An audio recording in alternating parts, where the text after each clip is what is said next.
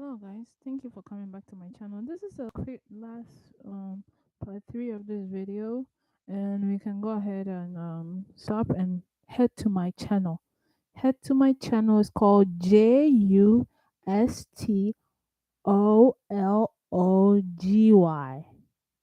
JUSTLO huh? JUSTOLOGY.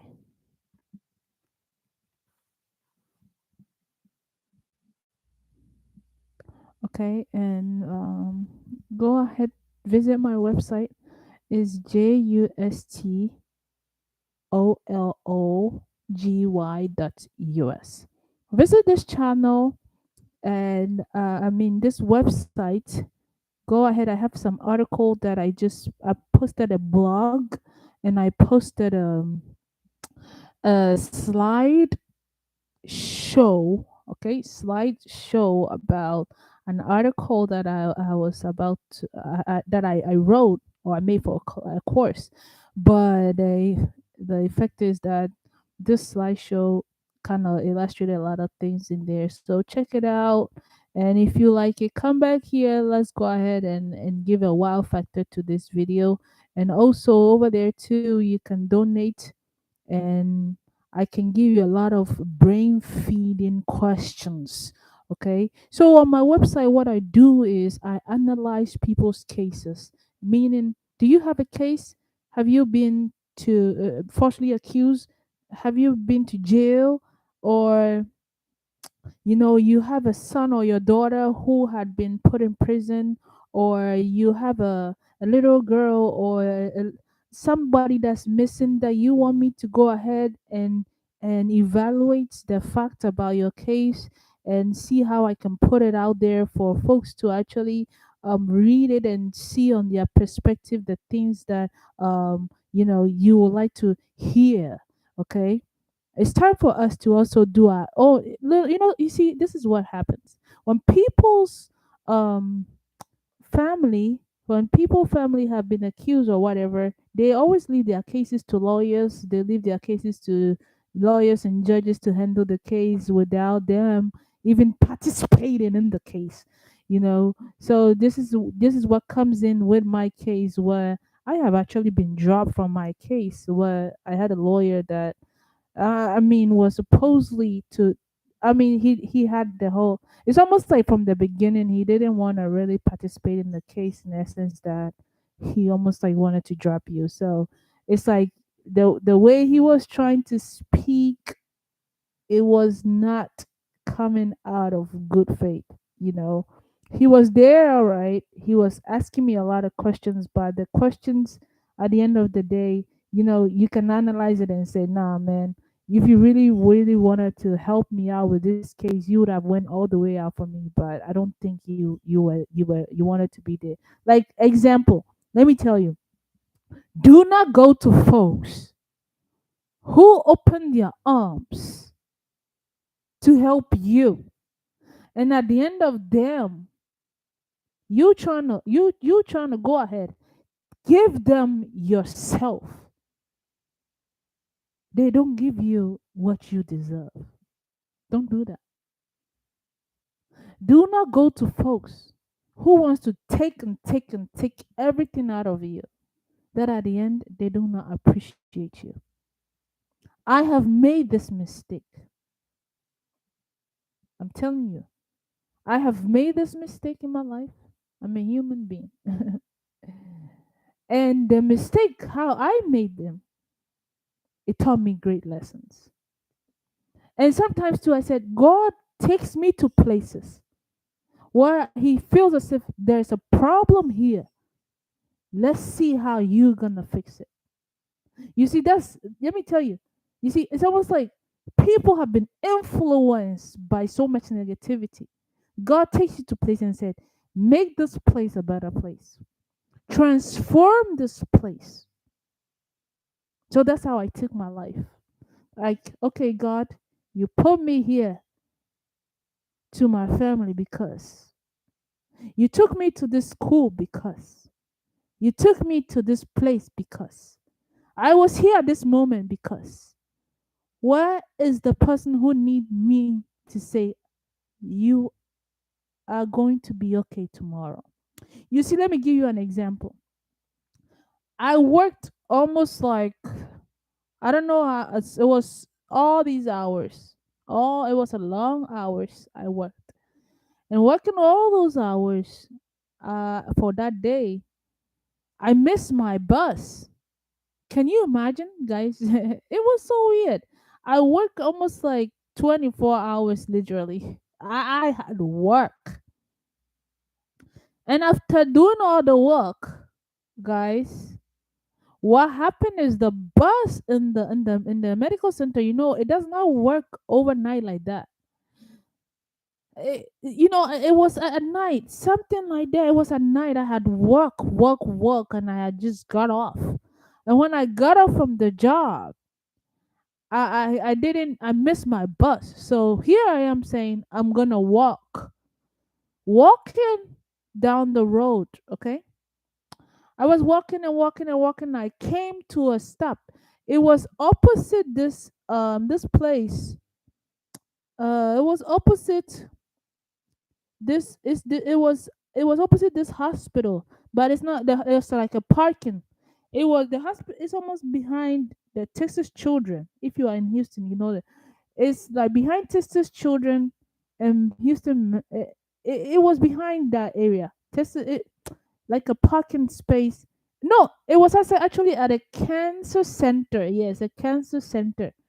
I just got in the front of the facility and there was a doctor. No, guys, I don't know the background yet. Let me give it to you. So I'm walking on my right hand side of the street. I've missed my bus. I've walked all night long. Like I said, God, I'm tired. But I gotta make it home and take care of my little girl. Cause that time, I think my little girl, I didn't have, yeah, like I had left my little girl for my brother to care for. Cause my mom was not here that time. My brother is the one that was my babysitter. So I'm walking on the street. Time is up. I gotta run home. I leave my child for my daughter, my brother, and my brother goes to work, come back, take care of my little girl, and I come back home. Something like that, something like that, or something. So I was walking, and I was on this path coming. I had worked that day. I was tired. Guys, do you hear me? That day I was tired. My bones. I was like, God, my legs are off. I had worn to my shoes. I have run around then almost, I don't know how many rooms I did. And when I was walking on this street, I came to a place. It was a bus stop. It was in front of the cancer center, the bus stop. And here is this there's a guy sitting there, and the guy was coughing or throwing up, but he could not throw up. He was just uh, uh, uh, uh. And I'm like, "Are you okay?" And he wouldn't respond. And I'm like, So I was like, "Wait, are you okay?" But he smelled like he had drink 5 billion gallons of alcohol that day. And I was like, oh, hell to the no. So this is me saying, oh, hell to the no. Like, hey, man, he was Indian. And so he was sitting there like, uh, and you can see he couldn't breathe. So I'm telling the guy, hey, you okay? He's like, ugh. He's just coughing it out, and his chest was rising in and out, but he just could not respond. So I'm here panicking, like, oh my God, I'm tired. I can't believe this. And I am sitting here with a guy. He gave me his phone, and I said, let me call somebody on here on this phone. Like, I don't have nobody, so I'm sitting there like, you okay? He was not even responding to me. So all of a sudden, I saw a car coming. I waved at it. I said, "Hey, can you get the cop from?" Because it was almost like the hospital's right there. So I said, "Can you get the cop right there? Can you?" And the bus driver, I think, came or something, and they said, "Hey, no, actually, let me tell you what happened." Yes, let me tell you. Let me tell you. Let me rewind this. Let me rewind it.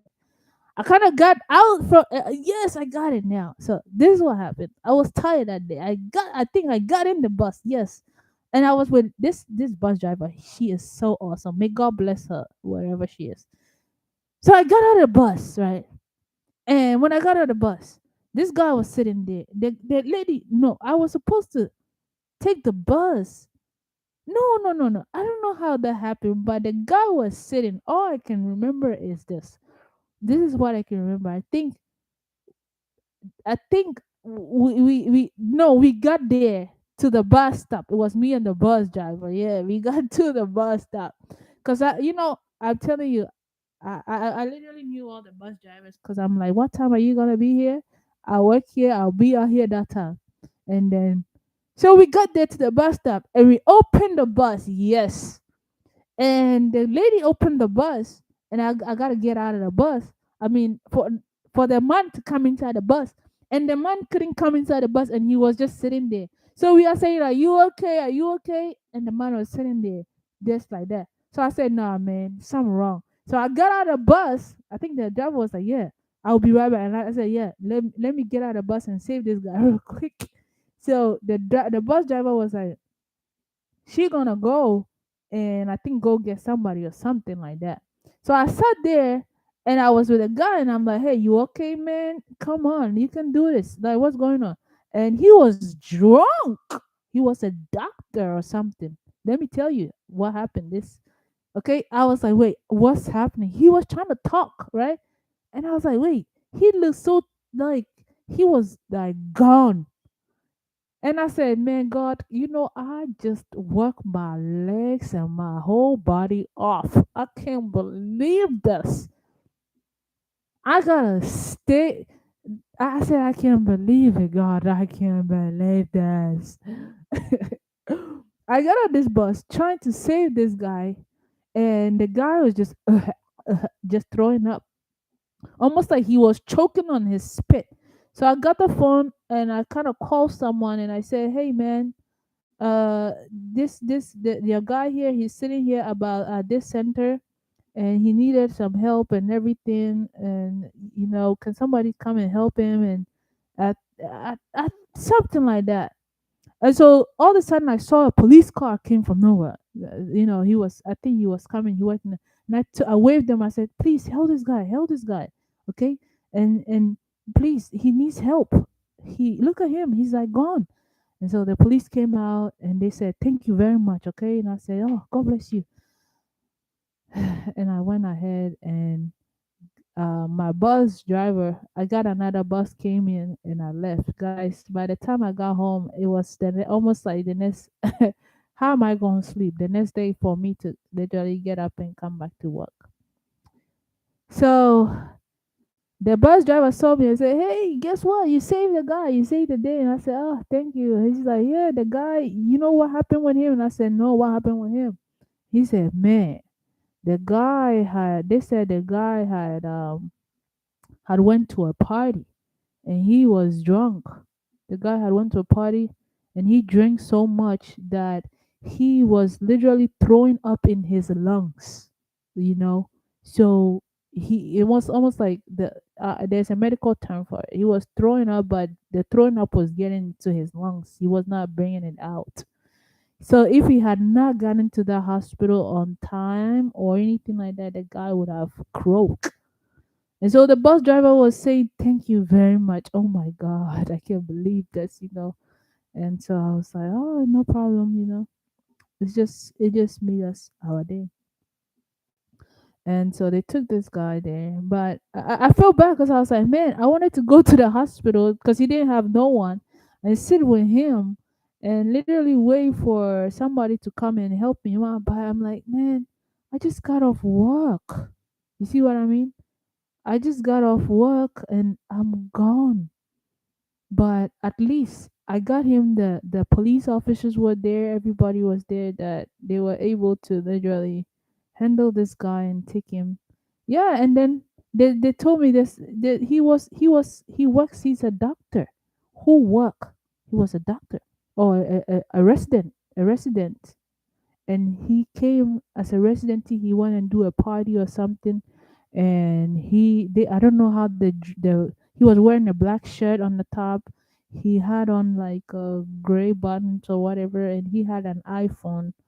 And so he was Indian, and he was saying they were saying that he said he came for his residency that day, his residency, and I don't know if he just finished it or he just got his doctorate and he was partying and that happened to him, man. I was shocked.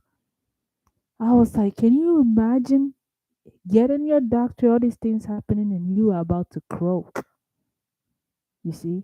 But God, like I said, God take us at places that we have no idea, okay, that we made somebody's day.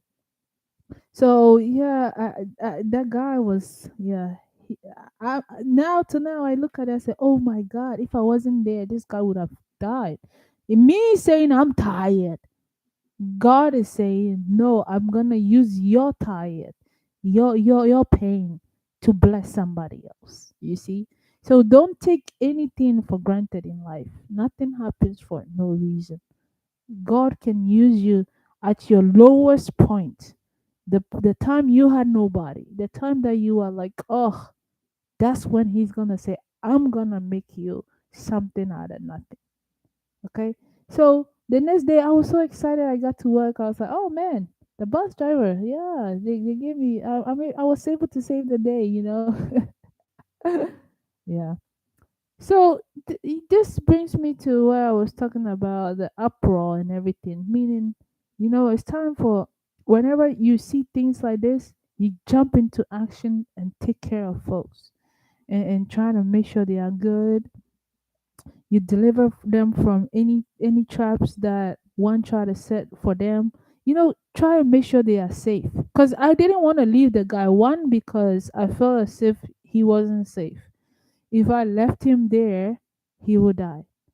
And I also felt as if nobody was he was even though he was, let's say he was a drunk.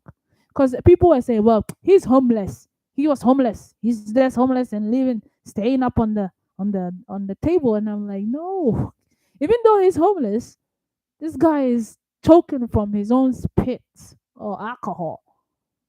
This is can you imagine, he was medical, this he passed his medical boards or whatever, and he was excited, he went and drink, and look at what happened to him. No, he gotta be safe. You see.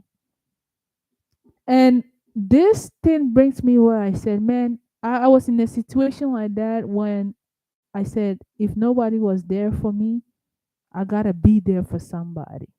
Because at the end of the day, guess what happened? It's my action that I'm doing right now. Maybe later on in his life, in his past life, he's gonna see me and said, man, this girl saved me that day. Let me go ahead and bless this girl. Without him knowing me at all, he's gonna bless me somewhat. Or they're gonna say thank you somewhat. Because the bus driver said it. The officers also said it, right? Maybe now when he gets better, he's gonna say, man, there was a girl who sat next to me, and may God bless this girl. And that was worth trillions. It's worth trillions for me. Okay. So I want to save you. I want to feed your intelligence. I want you to wake up out of the sleep. That once you see somebody, you are showing away, maybe because of the culture, maybe he's a drunk, he's that. No, no, no, no, no, no.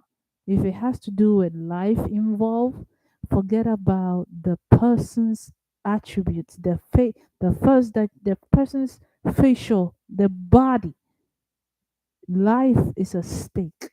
Hold upon it, save it so it does not get taken. Okay. I love you all. And like I told you, I don't want to go to the slave castles and all that place, but we are passing a check mark knowing that, hey, no, that's a lie. Okay. And let's move forward. Okay.